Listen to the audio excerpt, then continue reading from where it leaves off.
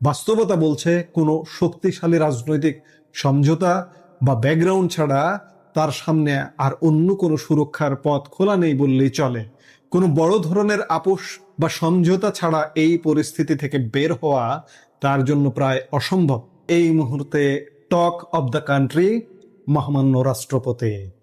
London phone কলে রাষ্ট্রপতির পতন শেষ পর্যন্ত কি ঘটছে মোহাম্মদ শাহাবুদ্দিনের ভাগ্যলিপিতে। লন্ডন সফর, গোপনীয় একটি ফোন কল, আর তাতে যেন মুহূর্তে ওলটপালট হয়ে গেল দেশের রাজনীতির ক্ষমতার সমীকরণ।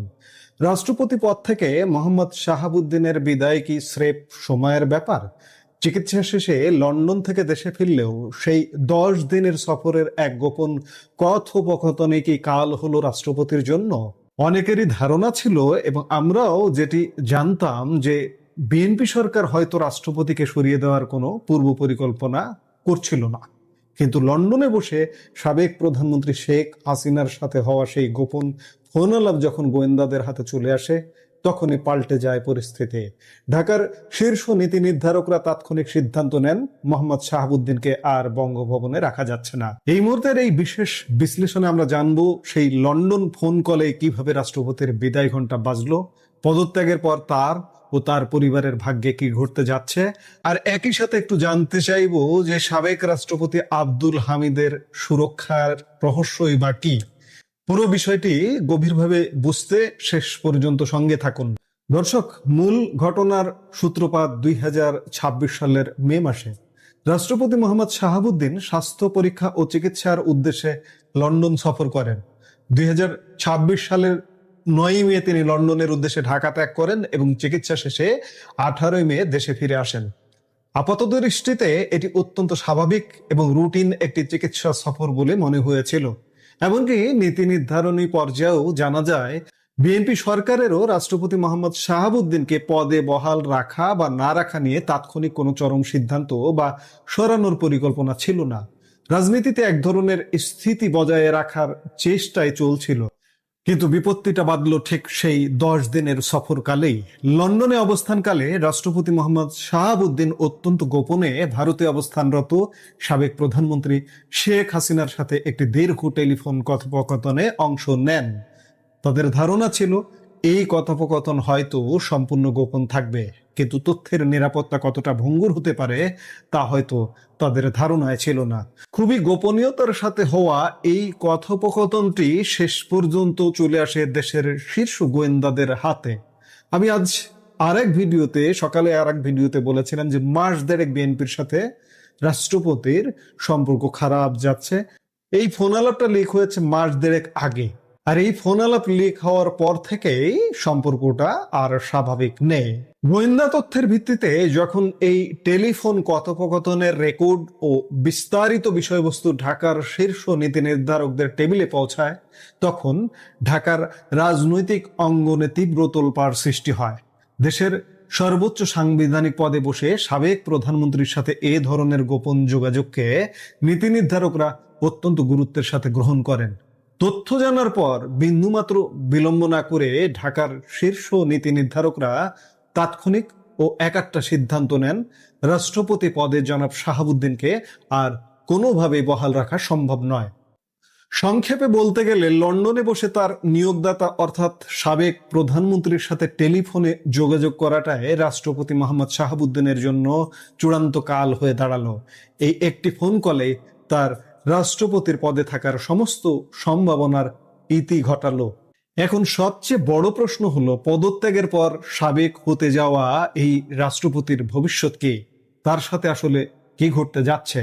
সূত্রের খবর অনুযায়ী আগামীকাল শুক্রবার, যা ছুটির দিন, এই ছুটির দিনে যদি রাষ্ট্রপতি পদত্যাগ করেন, তবে পদত্যাগের পরপরই রাষ্ট্রপতি এবং তার পরিবারের সদস্যদেরকে আপাতত দেশ ত্যাগের অনুমতি নাও দেওয়া হতে পারে। শুধু তাই নয়, ইতিমধ্যে সংশ্লিষ্ট বিভিন্ন তদন্ত সংস্থা তার নিজের এবং পরিবারের সদস্যদের অর্জিত সমস্ত সম্পদ ও অর্থনৈতিক লেনদেনের বিষয়ে ব্যাপক খোঁজ খবর নেওয়া শুরু করেছে।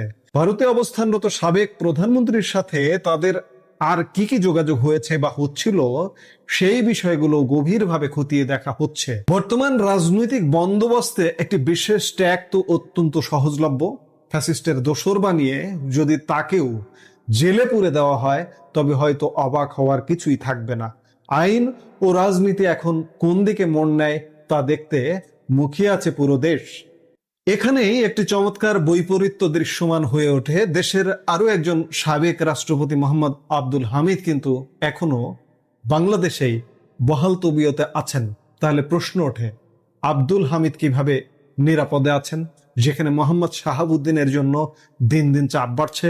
রাজনৈতিক অঙ্গনে ও লোকমুখে একটি কথা ব্যাপকভাবে প্রচলিত রয়েছে যে সাবেক রাষ্ট্রপতি আব্দুল হামিদ একটি বিশেষ রাজনৈতিক দলের শেল্টার বা রাজনৈতিক ছায়াতলে আছেন। এর নেপথ্যে যে সামাজিক ও রাজনৈতিক কারণগুলো বলা হয়ে থাকে তা অত্যন্ত চমকপ্রদ। কথিত আছে, আব্দুল হামিদের শ্বশুর বাড়ির সবাই বিপরীত ধারার দল জামায়াত ইসলামের রাজনীতির সাথে সরাসরি যুক্ত। রাজনৈতিক বৈরিতা সত্ত্বেও এই অভ্যন্তরীণ পারিবারিক ও সামাজিক সম্পর্কের কারণে জামাতের পক্ষ থেকে তিনি এক ধরনের পরোক্ষ সুরক্ষা পাচ্ছেন বলে মনে করা হয়, এবং তারাই তাকে এক প্রকার রক্ষা করে চলেছে। আব্দুল হামিদের যদি ব্যাকগ্রাউন্ডের কারণে এমন সুরক্ষা ব্যবস্থা থেকে থাকে, তবে বর্তমান রাষ্ট্রপতি মোহাম্মদ শাহাবুদ্দিনের সুরক্ষার উপায় কি? বাস্তবতা বলছে, কোনো শক্তিশালী রাজনৈতিক সমঝোতা বা ব্যাকগ্রাউন্ড ছাড়া তার সামনে আর অন্য কোনো সুরক্ষার পথ খোলা নেই বললেই চলে। কোনো বড় ধরনের আপোষ বা সমঝোতা ছাড়া এই পরিস্থিতি থেকে বের হওয়া তার জন্য প্রায় অসম্ভব। এখন দেখার বিষয়, জল আসলে কত দূর গড়ায়। লন্ডনের সেই 10 দিনের সফর, সাবেক প্রধানমন্ত্রীর সাথে গোপনীয় ফোনালাপ এবং ঢাকার নীতি নির্ধারকদের কড়া সিদ্ধান্ত, সব মিলিয়ে রাষ্ট্রপতি মোহাম্মদ শাহাবুদ্দিনের ভবিষ্যৎ কোন গন্তব্যে গিয়ে ঠেকে তা দেখতে আমাদের চোখ রাখতে হবে আগামীকালের রাজনৈতিক ঘটনাবলিতে। দর্শক, এই আলাপের শেষে আবার একটি ঘোষণা দিয়ে আলাপটি শেষ করতে চাই।